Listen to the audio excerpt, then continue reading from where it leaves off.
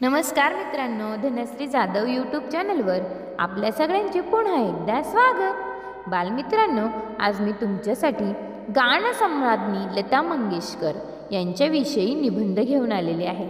चला तर करूयात सुरुवात। अद्भुत, मधुर, सुरेल आवाजाने सर्व विश्वाला मोहिनी घालणाऱ्या स्वरसम्राज्ञी व भारताच्या गानकोकिळा लता मंगेशकर यांचा जन्म इंदोर येथे 27 सप्टेंबर 1929 रोजी संगीताचा वारसा असणाऱ्या घराण्यात झाला। कैलासवासी दीनानाथ व शुद्धमती यांची ही ज्येष्ठ कन्या होय। लताच्या बहिणी मीना, आशा, उषा व भाऊ हृदयनाथ यांनी औपचारिक शिक्षण फारसे घेतले तरी या सर्वांना संगीताचे उत्कृष्ट शिक्षण माननीय दीनानाथ यांनी दिले होते। लताची गाण्याची आवड पाहून त्यांनी तिला वयाच्या 5व्या वर्षापासूनच गाणे शिकवायला सुरुवात केली। सर्व भावंडे दीनानाथांच्या नाटकात काम करत असत व गाणी म्हणत असत, पण दुर्दैवाने या भावंडांचे पितृछत्र 1942 साली कोसळून पडले आणि सर्व कुटुंबाला संकटांशी सामना करावा लागला। अवघी 14 वर्षांची असताना बाबांच्या मृत्यूनंतर सारी जबाबदारी लतावर येऊन पडली होती। रंगमंचावर व चित्रपटात ती छोट्या भूमिका करू लागली। पहिली मंगळागौर या चित्रपटातील नटली चैत्राची नवलाई हे तिचे पहिले प्रसिद्ध पार्श्वगायन होय।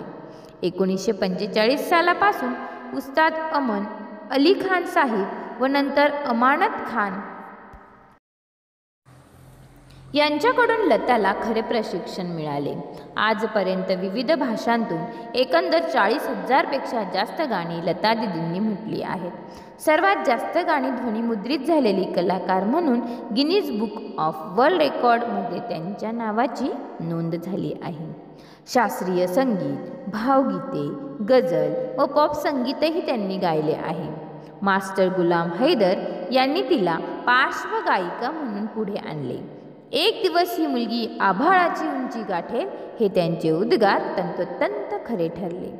1950 पर्यंतच्या काळात लता व आशा या भगिनी भारतातील पार्श्वगायनात शिखरावर पोहोचल्या व त्यांच्या पुढे इतर गायिका काहीशा निष्प्रभ ठरल्या। नौशाद, मदन मोहन, सलील चौधरी, श्री रामचंद्र या उत्तम संगीतकारांचे संगीत त्यांनी गायले।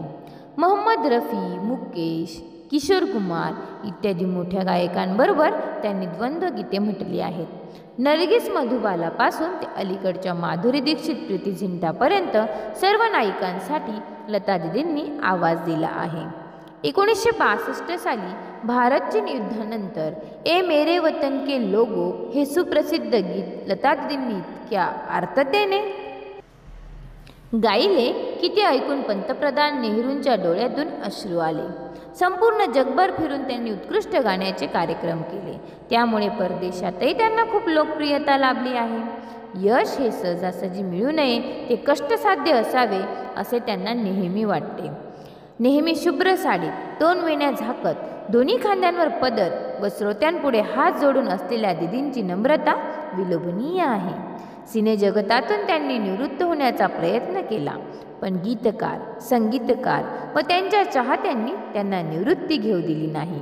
आता त्यांचा चित्रपट गीतांपेक्षा शास्त्रीय संगीत व भक्तिगीते गाण्याकडे ओढा असतो। गीतकार जावेद अख्तर यांनी म्हटले आहे की विश्वात एकच सूर्य आहे, एकच चंद्र आहे आणि एकच लता मंगेशकर आहे।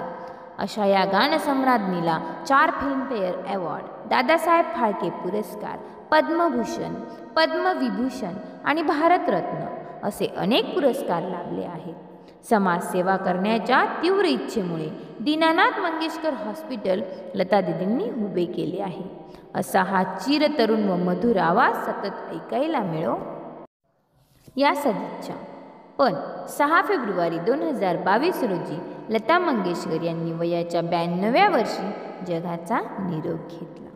धन्यवाद मित्रांनो, जर तुम्हाला हा निबंधाचा व्हिडिओ आवडला असेल तर व्हिडिओ लाईक जरूर करा आणि हो, चॅनलवर नवीन असाल तर चॅनल सबस्क्राईब करायला विसरू नका। लवकरच भेटूया पुढील व्हिडिओत। तोपर्यंत तुमची आणि तुमच्या कुटुंबाची काळजी घ्या. Take care. बाय.